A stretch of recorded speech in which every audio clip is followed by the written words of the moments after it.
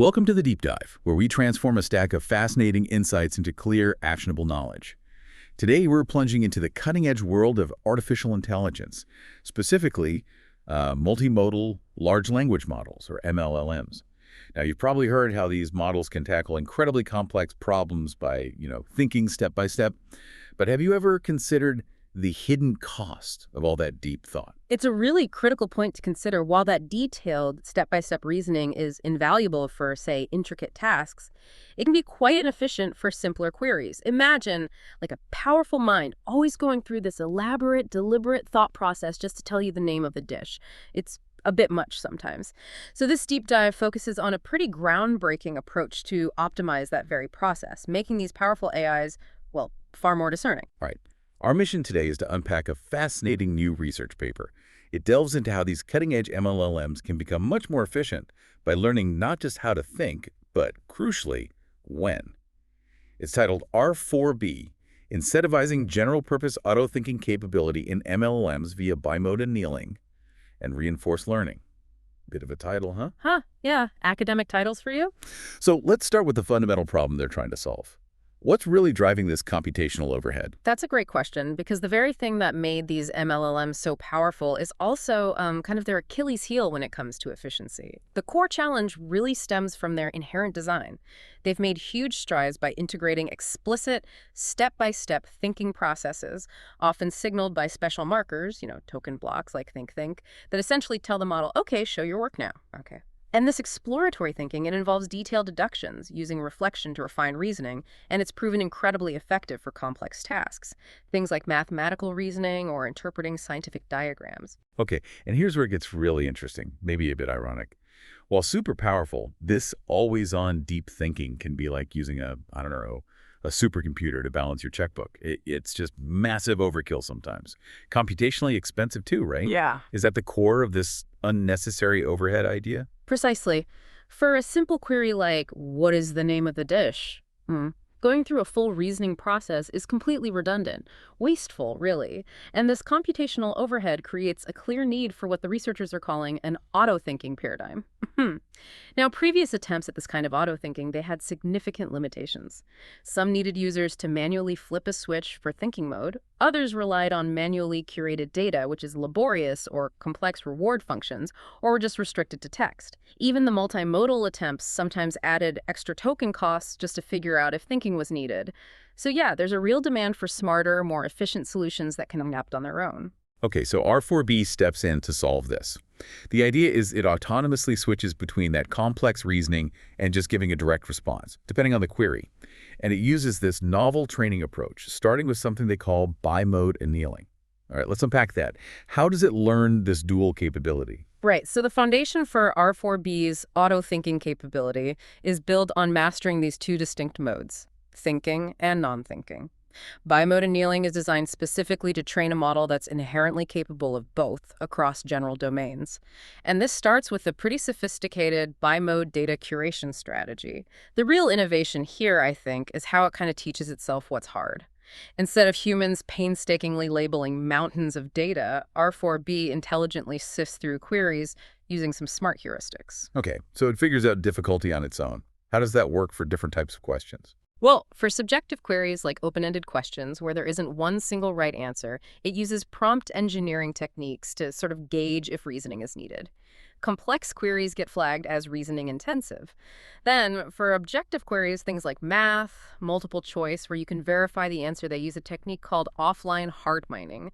This pretty much means the model identifies the problems it initially struggles with. Say, if it fails after like 8 attempts, it flags those as needing deep reasoning. But if it gets it right easily, it's marked for a direct answer. Simple as that. That sounds quite efficient for data prep. It is, and the resulting data is remarkably diverse. It spans 9 categories: general, math, code, chart analysis, OCR, grounding, captioning, knowledge questions, even text-only stuff.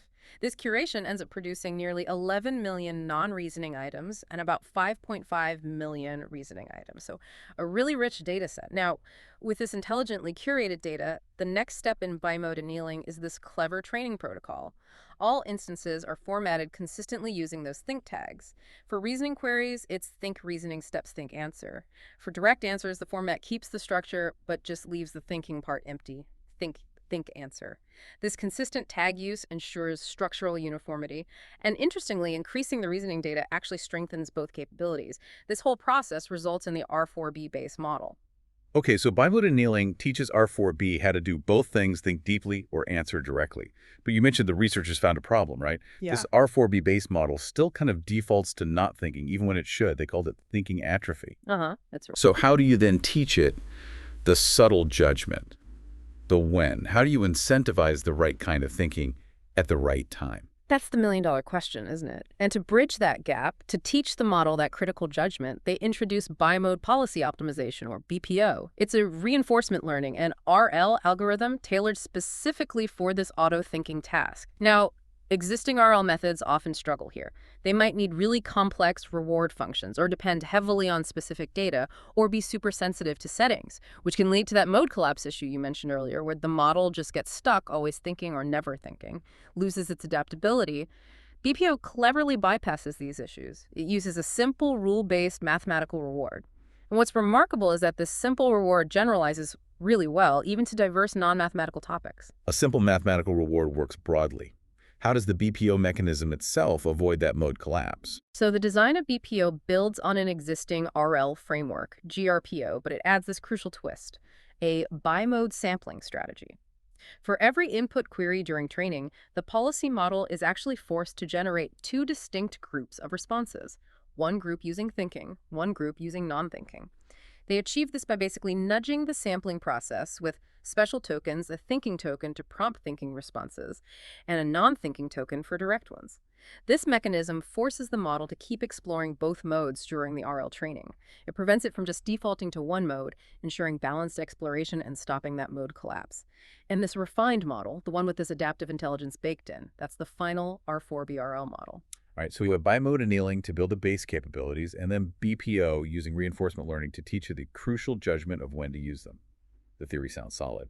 But the proof, as they say, is in the pudding. How does this R4B-RL actually perform? How does it stack up against the benchmarks? Yeah, the results are where it gets really exciting. R4B-RL achieves state-of-the-art performance across 25 challenging benchmarks. That's quite a spread. It significantly outperforms comparable models like Quinn 2.5 VL7B in most tasks.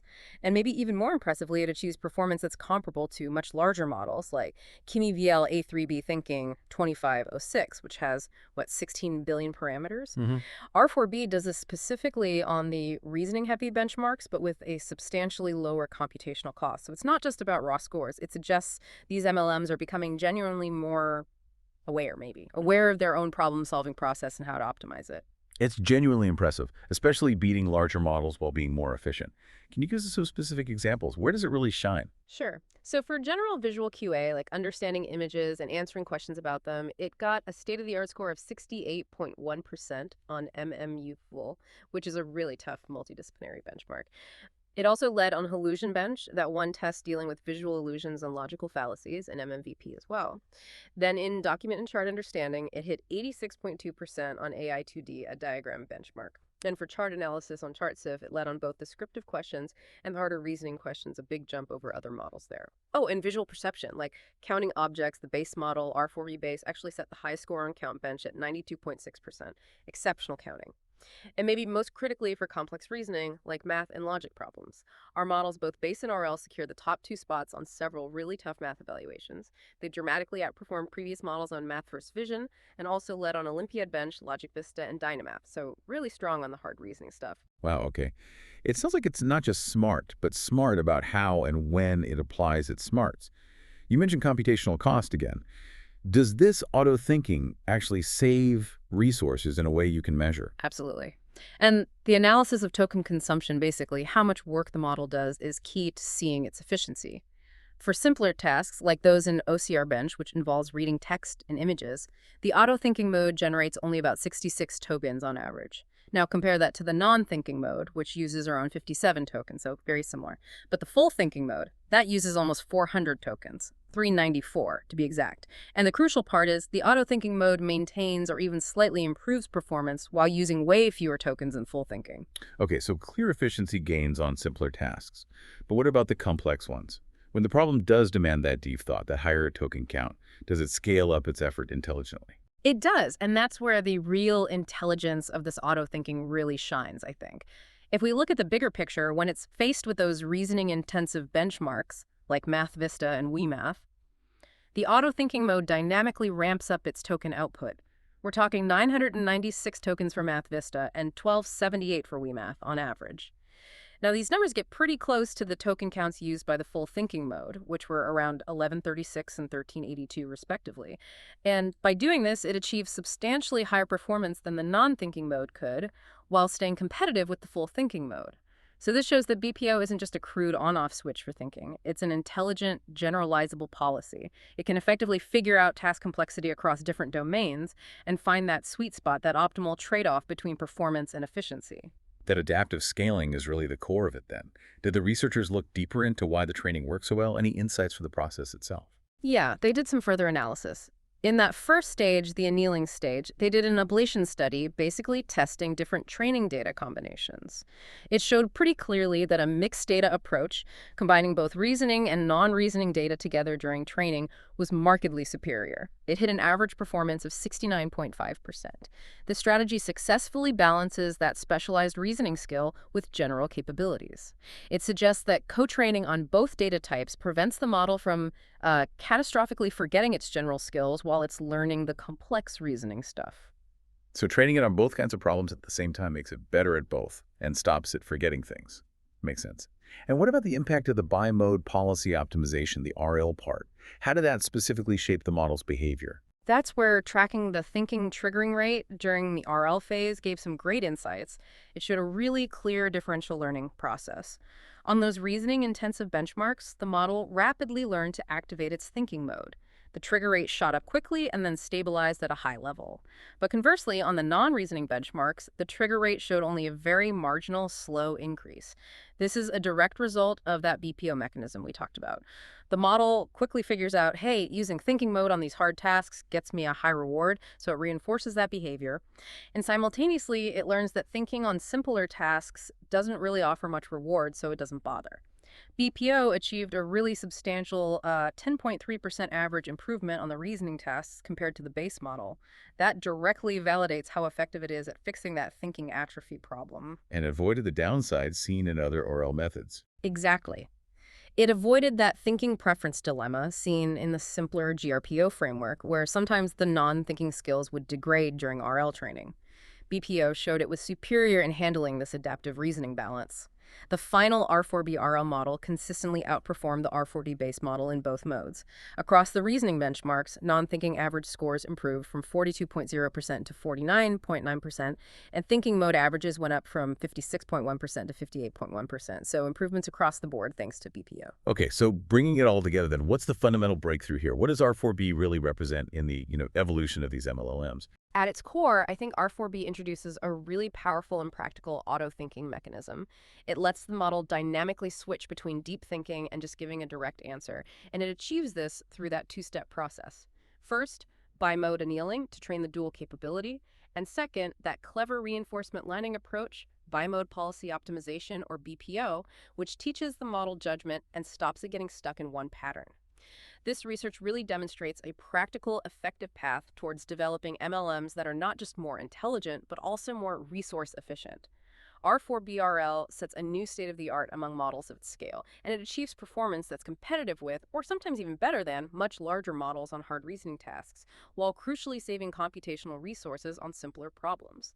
It's genuinely fascinating to see AI becoming more, well, discerning, knowing not just how to think, but when it's actually necessary. It really makes you wonder, doesn't it? Yeah. If models can learn to optimize their own cognitive processes like this for efficiency and effectiveness, what new frontiers might that unlock? Maybe for things like scientific discovery or complex strategic planning where balancing deep thought and quick action is key. Well, that's all the time we have for this deep dive. We hope you feel a little more well-informed about this corner of the world of adaptive AI. Until next time, keep exploring.